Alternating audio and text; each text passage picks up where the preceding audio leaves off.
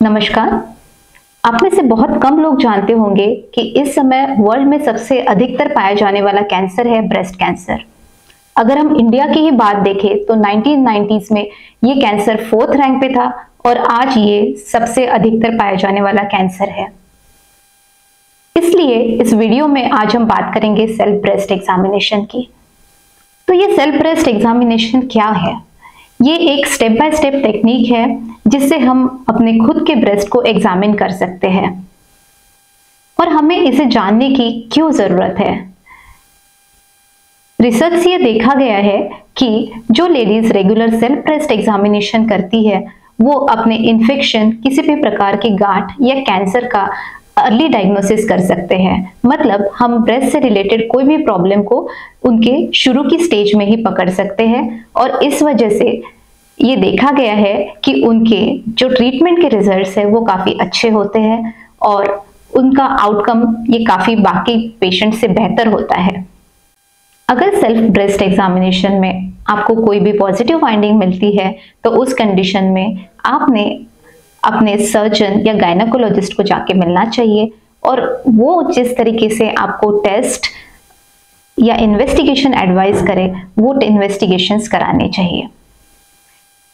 अब हम बात करेंगे सेल्फ ब्रेस्ट एग्जामिनेशन कैसे करते हैं और कब करनी चाहिए।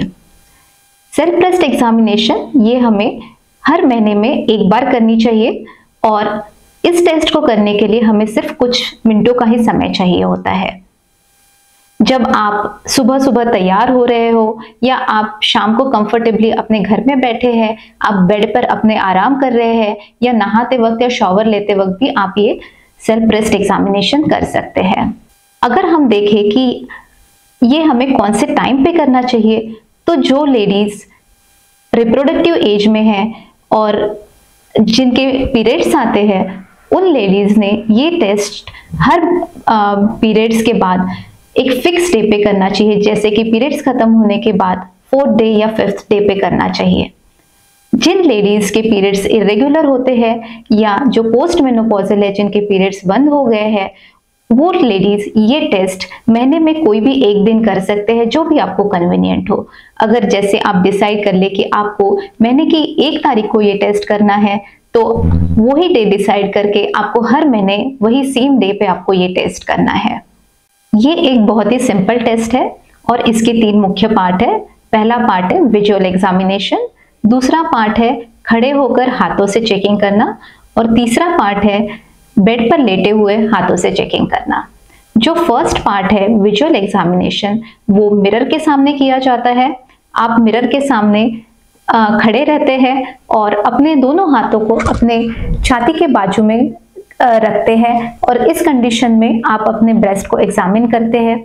जो दूसरी पोजीशन है उनको आपके दोनों हाथों को आप सिर के पीछे रखते हैं और उस पोजीशन में ब्रेस्ट का एग्जामिनेशन किया जाता है। तीसरे पार्ट में दोनों हाथ कमर पर रख के उनको फर्मली प्रेस किया जाता है और उस कंडीशन में ब्रेस्ट एग्जामिन किए जाते हैं।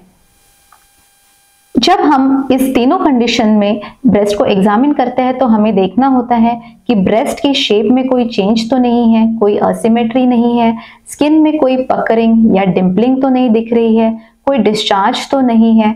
अगर ऐसी कोई भी एबनॉर्मल फाइंडिंग देखी गई तो हमें डॉक्टर से कंसल्ट करना होता है। जो टेस्ट का सेकंड पार्ट है इसमें हम खड़े रहकर हाथों से ब्रेस्ट को एग्जामिन करते हैं। अगर हमें राइट ब्रेस्ट एग्जामिन करना है तो हमें हमारा लेफ्ट हैंड यूज करना होता है और लेफ्ट ब्रेस्ट के लिए हमें अपोजिट यानी कि राइट हैंड यूज करना होता है। ये टेस्ट करने के लिए हम हमारे पैड ऑफ फिंगर्स को, मतलब हाथ के ये वाले हिस्से का उपयोग करते हैं और इस एरिया को यूज करके ब्रेस्ट को सर्कुलर मोशन में पूरे ब्रेस्ट को एग्जामिन किया जाता है, जिस वजह से पूरे ब्रेस्ट को के हर हिस्से को ठीक से एग्जामिन किया जाए। इसके बाद आर्मपिट या एक्सिला को भी चेक करना जरूरी होता है। शुरू में जब आप एग्जामिन करते हैं तो आपको प्रेशर कम रखना चाहिए, उसके बाद मॉडरेट और उसके बाद और अधिक प्रेशर से आपको ये टेस्ट करना चाहिए।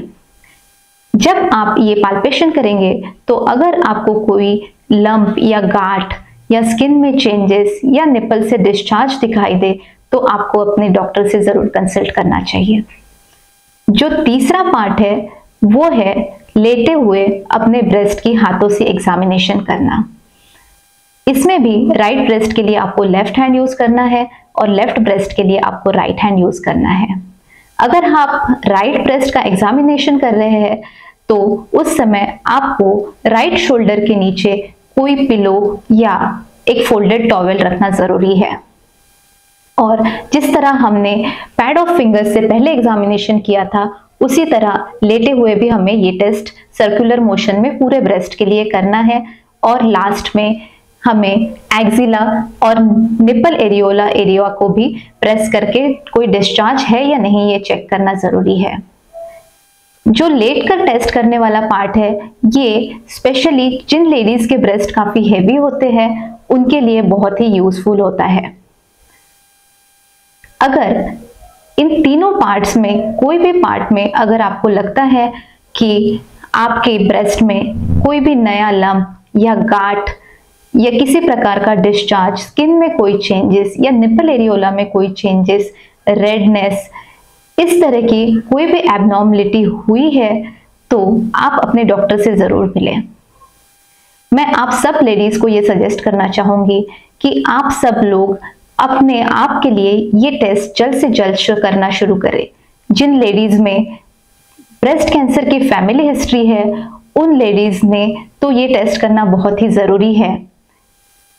जल्द से जल्द ये टेस्ट करना सीखें और अपने आसपास की लेडीज को भी इस बारे में एजुकेट करिए। Thank you.